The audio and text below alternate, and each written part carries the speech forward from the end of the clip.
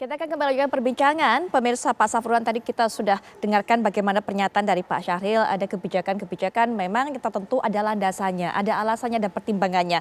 Pak Safruhan juga sudah tadi memberikan apa keinginannya. Tapi sepertinya memang ya booster ini wajib menjadi salah satu syarat bagi mereka yang akan bepergian.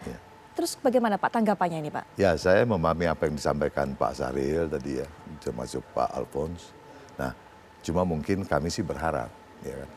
Karena ini kan semua sudah menjadi keputusan pemerintah dalam menerapkan kebijakan ini. Tapi kami berharap bisa tidak pemerintah, terutama di transportasi umum atau di mal-mal gitu ya. Pada saat masyarakat melakukan kegiatan itu, karena dia harus berpergian atau dia datang ke mal gitu ya, antigennya itu gratis. Misalnya masyarakat begitu dia peduli lindungi cuma baru 2 kali belum booster, ya kan? Nah, bisa tidak pemerintah hadir gratis proses antigen itu? Kalau di kita berarti di terminal ya. Kalau Pak Alphonse kan anggotanya di mal-mal. Bisa tidak orang mau masuk mal itu pada saat proses antigen itu gratis. Supaya orang juga tidak berat, mengeluarkan uang beli tiket plus lagi harus masyarakat antigen. Kita ini terus terang, apalagi di daerah, masih banyak yang susah Mbak. Baik. Pak Syahril mungkin bisa langsung ditanggapi. Mungkinkah kemudian bisa mewujudkan keinginan tersebut Pak? Menyediakan fasilitas antigen gratis bagi mereka yang ingin bepergian atau mungkin juga masuk ke tempat-tempat umum. Pak Syahril silakan. Ya, terima kasih Pak Safruhan. Ya, memang ini satu problem yang menjadi bagian dari yang risiko bagi masyarakat Pak ya. Dia harus mengeluarkan itu. Cuman kami ingin sampaikan ya, termasuk kepada Pak Alphonse ya, artinya kita jauh hari sudah mengumumkan ini loh risiko kita yang akan terjadi apabila kita tidak melindungi masyarakat melalui protokol kesehatan yang ketat maupun vaksinasi. Nah, vaksinasi ini diberikan dengan gratis Pak ya di seluruh Indonesia dan bisa didapat dengan mudah sebetulnya di puskesmas, di rumah sakit, bahkan saat ini digerakkan mungkin organda atau asosiasi mal tadi melakukan yaitu sentra-sentra vaksinasi yang semuanya gratis ya. Nah, untuk masyarakat yang memang sudah diumumkan ini ternyata dia harus atau tidak bisa melakukan booster karena suatu keadaan, umpamanya adalah orang yang tidak bisa dilakukan suntik lagi, maka dia tinggal minta keterangan aja kepada dokter dan bisa untuk masuk ke tempat atau masuk di transportasi umum ini tanpa harus di booster lagi gitu loh Pak. Nah, masalahnya memang dengan pengumuman yang jauh hari ini harapannya masyarakat ya melakukan itu Pak untuk sebagai syarat sekali lagi semuanya diberikan gratis kepada seluruh masyarakat Indonesia.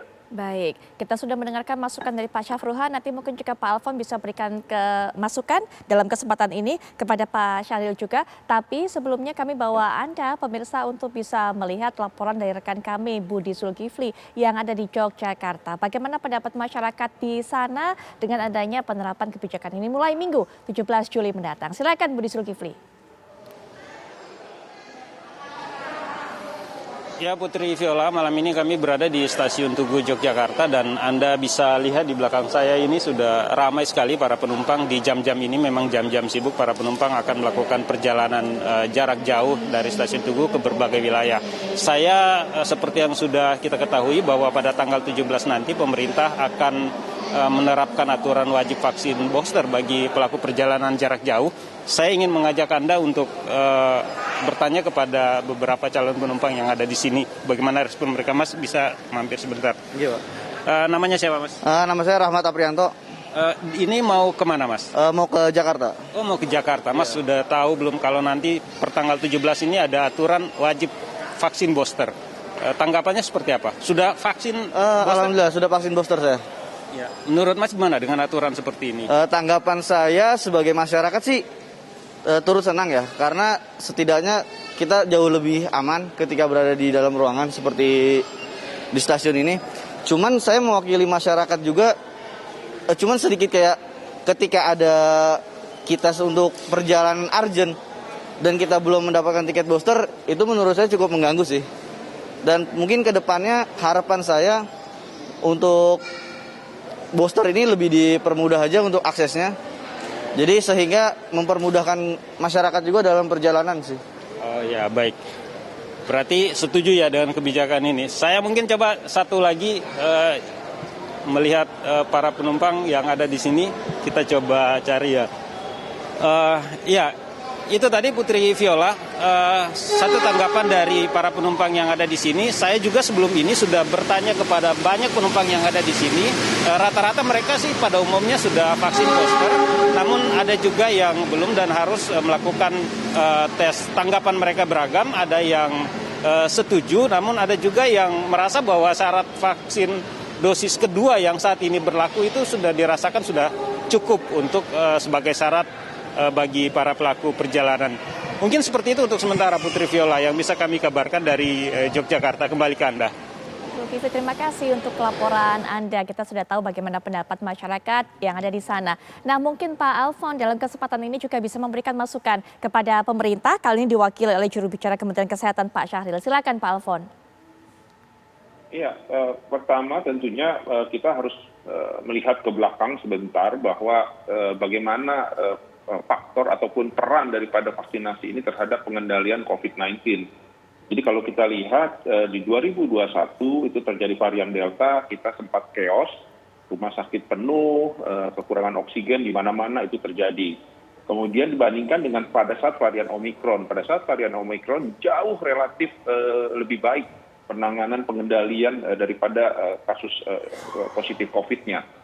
Saya kira salah satu faktornya adalah juga dikarenakan vaksinasi. Pada saat varian Delta, tingkat vaksinasi masih sangat rendah. Pada saat varian Omikron, capaian tingkat vaksinasi sudah sangat tinggi. Bahkan beberapa kota seperti Jakarta itu sudah lebih dari 100%. Jadi saya kira vaksinasi ini menjadi kunci di dalam pengendalian COVID-19 di Indonesia yang saya kira jauh lebih baik dibandingkan dengan negara-negara lain. Saya kira ini dasar utamanya. Nah, pusat perbelanjaan mendukung program ini, meskipun tentunya tadi saya sudah sampaikan akan terjadi pada saat awal-awal nanti akan terjadi dampak terhadap tingkat kunjungan. Tetapi saya kira ini harus didorong terus, oleh karenanya pusat perbelanjaan memiliki satu strategi. Saya kira satu-satunya fasilitas publik yang sampai dengan saat ini masih memberlakukan protokol wajib vaksinasi itu pusat perbelanjaan. Transportasi kan sudah banyak dibebaskan kapasitas, bahkan diberikan pelonggaran gitu ya sampai dengan 100%. Di Jakarta itu kan bahkan jaga jarak, tanda-tanda itu semua sudah dilepas gitu ya dari angkutan-angkutan umum. Nah, pusat perbelanjaan ini sebagai salah satu fasilitas publik masih tetap diberlakukan protokol tersebut. Nah, pusat perbelanjaan sampai dengan saat ini ataupun sejak pemberlakuan program vaksinasi sampai dengan saat ini masih terus menyelenggarakan sentra vaksinasi. Jadi pusat perbelanjaan memiliki strategi tersebut. Jadi silakan masyarakat datang ke pusat perbelanjaan untuk berbelanja sekaligus vaksinasi atau datang ke pusat perbelanjaan untuk vaksinasi sekaligus berbelanja. Itu adalah strategi yang kami lakukan. Kenapa? Karena tadi kami tidak ingin terjadi lagi kami khawatir terjadi lagi lonjakan jumlah kasus positif sehingga memaksa kita untuk menutup operasional ataupun membatasi operasional. Kalau itu terjadi saat ini, dampaknya jauh sangat lebih berat. Kenapa? Karena saat ini kita sedang merasakan dampak ketidakpastian global.